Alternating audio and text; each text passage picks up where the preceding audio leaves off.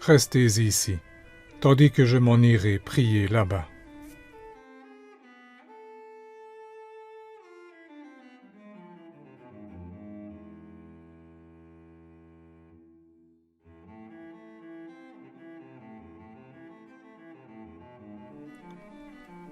Mon âme est triste à en mourir.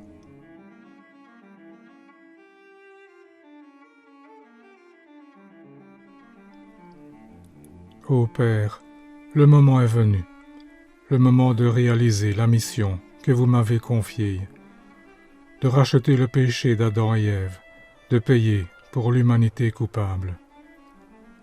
Ce moment, je l'ai voulu, je l'ai désiré, par amour pour les hommes, pour leur montrer le chemin qui mène à vous, pour leur prouver à quel point je les aime. Mais maintenant que l'heure est proche, j'ai tellement peur. Peur des souffrances qui m'attendent, peur d'être séparé de ceux que j'aime, de ma tendre mère, peur de mourir. Et je me retrouve seul devant l'épreuve. Même Pierre, Jacques et Jean, qui pourtant ont eu un aperçu de ma gloire sur le mont Tabor, voyez le Père, ils dorment, ils ne sont même pas capables de veiller et de prier 1 heure avec moi. Ah, Père, si c'est possible, faites que ce calice s'éloigne de moi. Et cependant, que votre volonté soit faite, et non pas la mienne.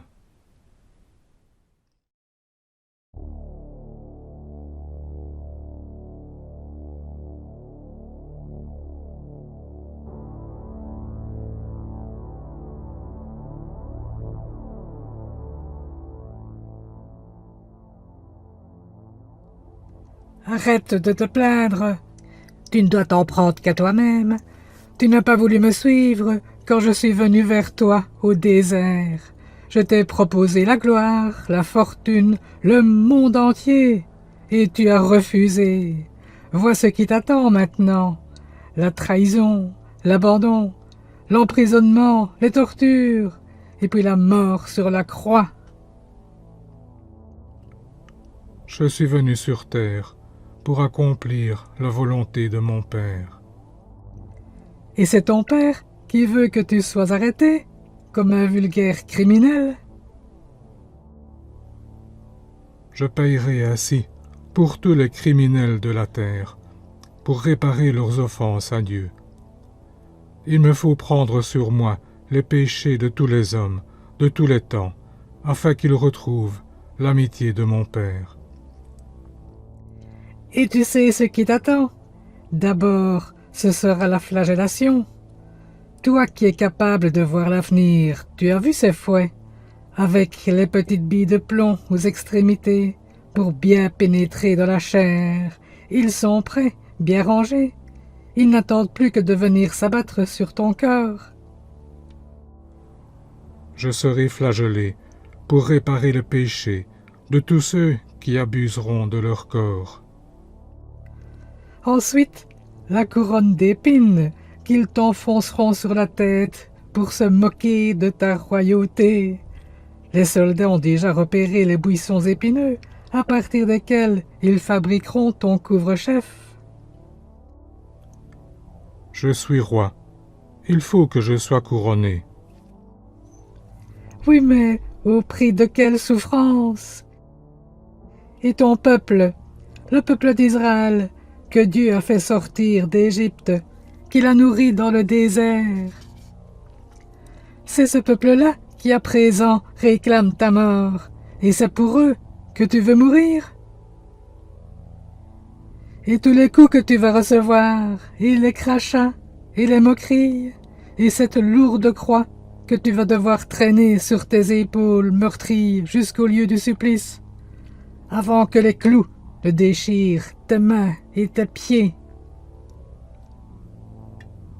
Je suis venu en ce monde pour faire la volonté de mon Père, pour souffrir et mourir pour le salut de tous les hommes. Mais pourquoi te torturer ainsi? Est-ce qu'il mérite que tu souffres autant? Tu sais très bien que non. Mais je les aime, et je suis venu sur terre pour cela, pour donner ma vie pour eux, afin de leur rendre l'amitié de Dieu et leur ouvrir les portes du ciel. Mais tu sais très bien que la plupart s'en moquent. Ils ne pensent qu'à profiter de la vie, à s'amuser. Que tu vives, que tu meurs, ça leur est égal. Bientôt ils seront tous à vociférer devant Pilate pour réclamer ta mort. Et toi, tu voudrais mourir pour eux? Ils ne sont pas tous comme ça. En tout cas, ils sont bien rares, ceux qui t'aiment vraiment. Tu mens.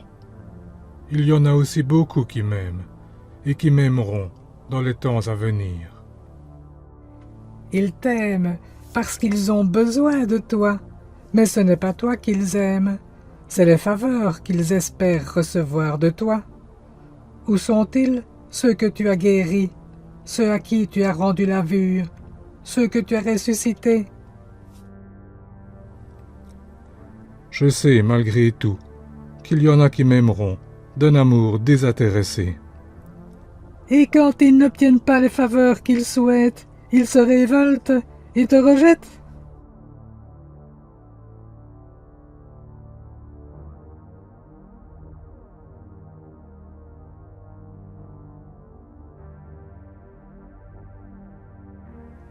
Pierre, vous dormez?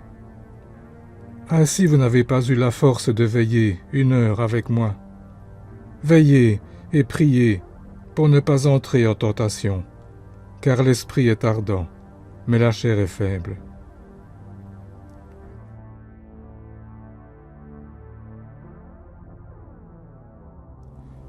Mon Père, si cette coupe ne peut passer sans que je la boive, que votre volonté soit faite. Tu vois, qu'est-ce que je te disais? Ce sont tous des ingrats. Judas t'a déjà trahi. Il est allé te vendre pour 30 deniers. Pierre dort, et bientôt il va te renier. Et tous les autres vont s'enfuir dès qu'ils verront arriver les soldats. Il n'y a pas que. Je veux aussi donner ma vie pour tous ceux qui viendront dans les siècles à venir. Mais ce sera pareil, tu connais bien les hommes pourtant. Tu sais à quel point ils sont ingrats. Toi qui es capable de voir l'avenir, tu sais bien que ce ne sont que des profiteurs. Pas tous, esprit du mal, pas tous. S'en trouvera-t-il un pour te rester fidèle? Ma mère, elle au moins, je suis sûr qu'elle sera toujours avec moi. Elle t'aime, sans doute. Et toi, tu vas la faire souffrir en te laissant condamner et exécuter. Et tout ça pour des ingrats. Et comment un fils peut-il imposer de telles souffrances à sa mère? Il n'y a rien de pire pour une maman que de voir souffrir son enfant. Et toi, c'est comme ça que tu lui manifestes ta reconnaissance? Je suis sûr qu'elle comprend la nécessité de mon sacrifice.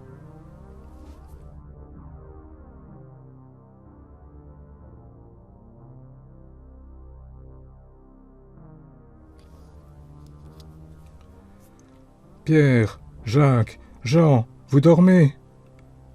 Veillez et priez pour ne pas entrer en tentation, car l'esprit est ardent, mais la chair est faible.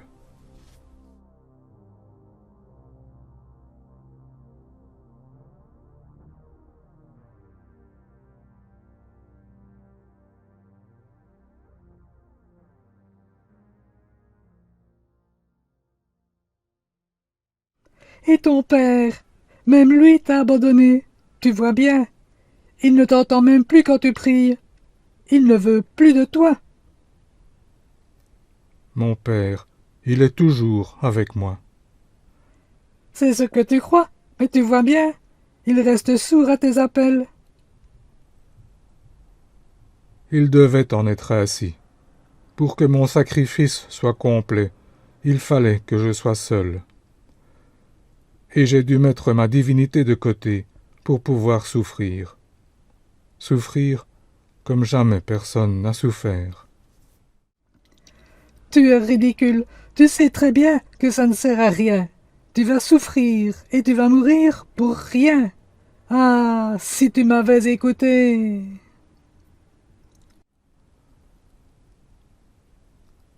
Ah, Père, si c'est possible, et tout vous est possible, faites que ce calice s'éloigne de moi. Me voici tout entier plongé dans un abîme de fange. Et cependant, que votre volonté soit faite, et non pas la mienne.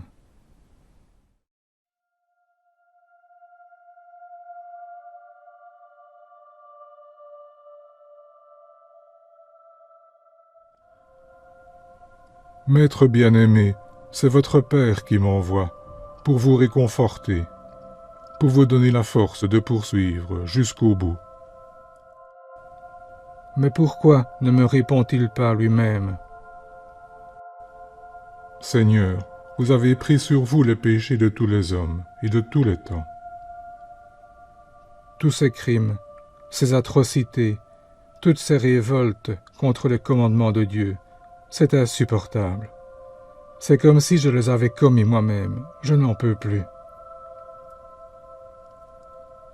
Mais considérez, Maître, que par votre sacrifice, vous pourrez rendre à votre Père la gloire qui lui avait été enlevée par le péché des hommes. Si au moins lui me répondait. Et pour le salut des âmes, tous ces pécheurs qui seront sauvés grâce à votre mort sur la croix. Si encore j'étais sûr de pouvoir les sauver tous, mais hélas, je sais bien que malgré toutes mes souffrances, il y en aura toujours qui refuseront mon amour. Qu'aurais-je pu faire de plus pour les sauver? Pensez aussi à tous ces martyrs qui, au cours des siècles, accepteront de donner leur vie pour vous témoigner leur amour. À commencer par votre mère, qui donnerait 1000 fois sa vie pour vous épargner ses souffrances. Ma mère, oui, ma mère. Je sais qu'unie à moi, elle souffre, elle aussi, comme jamais une mère n'a souffert. Qu'il m'en coûte de lui imposer ces épreuves. Elle est pourtant la seule pour qui mon sacrifice n'était pas nécessaire. Mais pour tous les autres, pour mes frères humains, il le faut.